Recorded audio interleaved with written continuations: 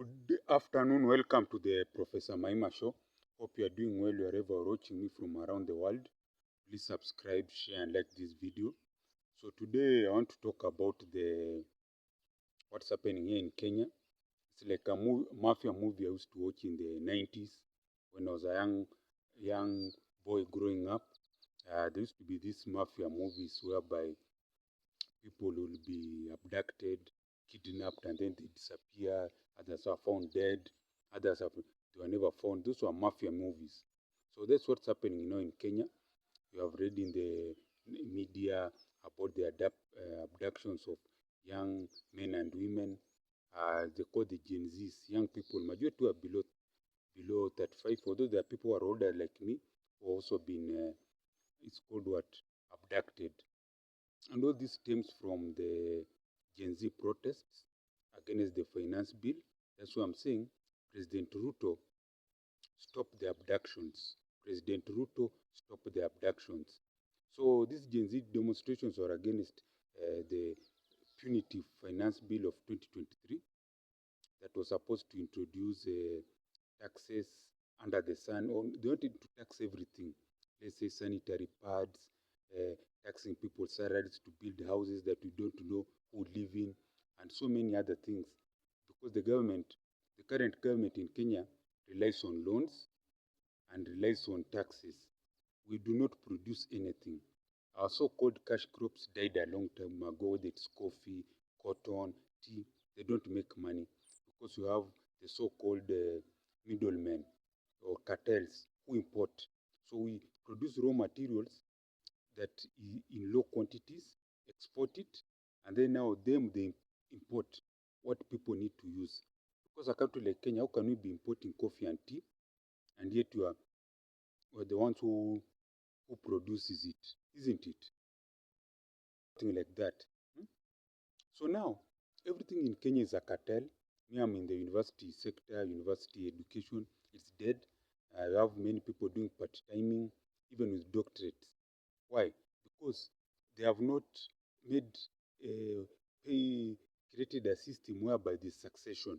So someone enters as a lecturer when he's in his 30s, most likely, and retires at 8. So those are over 50 years. When will other people come through, get into the system and teach? And the only way you can solve that madness is by reforming the whole education sector in Kenya, offer free education, ensure that universities are specialized, they teach STEM, that is sciences, maths, what have you. We have universities for sciences, for medicine, for engineering, for business, categorization. You have virtual learning so that more lecturers can come in. Ensure that the sector is liberalized. There are people who argue that we have to limit the number of universities. No, we say let's have as many universities as we can, like in America, they have thousands of universities, but let there be quality. That's what talking about quality. So that now, if someone is studying in a Kenya university, they know this is a Kenya university that's teaching engineering, medicine. But though it is now, it's just chaos. And now, this is my point. President Ruto stopped the abductions. These young people, they are graduates, a good number of them. Others are skilled and skilled. Others have basic educations. Others are school dropouts. They are unemployed. Because they are employed, they have a lot of time. They are young. They have energy. Even as when you are young, had such energy. But this energy, you need to direct it. The first thing the president should have done is revive it's called the Youth Council, make it into a junior parliament, put their billions, let the young men and women discuss their issues, and also promote, contribute ideas to the development of our dear country Kenya, our beloved country Kenya. Then, as they are busy in those, the political side, the ones who want to enter leadership, go into value addition. Look at behind me. This is a very small farm or shamba, very small. It's not even more than a quarter. But look at what we are doing, the farming. Convert Kenya into one big shamba whereby people can do farming, can do value addition, and then The ones who cannot do industry work can work on supply chains. You have these rails, you have super highways maybe built in the country, not even built. Also, the Kenya should be having super highways. I'm happy that they're going to build a super highway from Mombasa all the way to Malaba, Uganda border. That's one. Also build trains to connect the whole of Kenya. In fact, these some of the projects the president should be launching. He should be launching highway projects, should be launching industries, isn't it? And then, if the people cannot work in the industries, they can work in the supply chains they have said, they can work in the retail, they can work in social media marketing, digital space. We don't need to take our young men and women to do menial jobs where they're running less than $500 per month. Me, the only thing that can make me leave Kenya, if I'm going to earn $5,000 and above abroad, that one I can accept. $500,000 Kenya shillings per month is good money. But I cannot leave Kenya to go and earn 50,000. Once it's taxed, it's nothing. You see? So, these people, young people, are idle. They don't have jobs. That's why they are going into the streets. They are going to vent out their frustrations. So instead of kidnapping them, killing some of them, do they hear what I've said? Because President Ruto will love him, but the people around him are not good advisors. In fact, let me put it, President Ruto's most of his advisors are idiots. In fact, all President Ruto's advisors are idiots because they're not giving the president the real picture. The real picture, these young people are idle. I'm a lecturer of many years, I know it. They are jobless. They are unemployed. So what do? Create jobs. I will be happy if I was seeing our President Ruto opening industries across all the counties. He goes to Migori County, opens an industry. Goes to Mombasa, an industry. All over, industries all over, all over. And another thing, reduce the taxation. Wake up in January, say, you know what, all these taxes we have been taxing these people in Kenya, I'm removing them. Remove all these taxes that you have added on the Kenyan donkey. Me, the taxpayer in Kenya is like a donkey now. Remove all those taxes.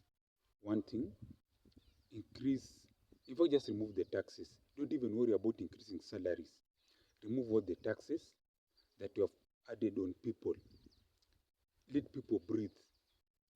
Then, once you have done that, ensure that these teachers, more so teachers who are who teach us in primary schools, playgroup, high school, universities, and civil servants, policemen, and all that, increase their salaries by even 30,000 across the board. Just 30,000 across the board. Once it gets done, these people will start feeling their breathing, isn't it? And then they start spending. What have I said?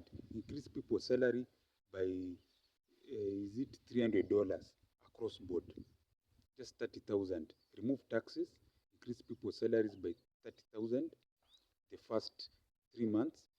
And by the end of the year, ensure that they have increased that salary by 100,000 by the end of the year. It's gradual, isn't it? And do value addition. Let Kenya be one big shamba so that we can industrialize. We produce nothing. We are relying on loans. A country, even a home, your own house, you cannot run it on debts or loans. Sooner or later, you'll be unable to pay the loans and you start selling everything in that house.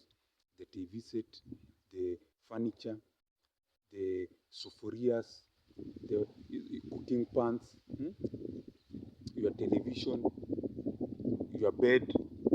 Then once you do that, your wife and children, who are the citizens of this country, will kick you out. That's coming. So that's what I'm saying. President Ruto, stop the abductions, create opportunities for these young people, ensure that we now just change your mindset. Say, I've been seeing this country, things are going bad. Number one, I'm removing all the taxes on people. I'm sure you are under pressure to pay loans. Which loans are we paying? We have nothing. Tell the people who want their loans to give us 3 years to sort ourselves out and we start paying them back their loans. Because we cannot pay. Even if you have taken Fuliza loans, can you repay and you have nothing in your pocket? You take this Chinese, I don't know, America, tell them, we don't care what these people do. We're not paying anything because we're in a dilemma.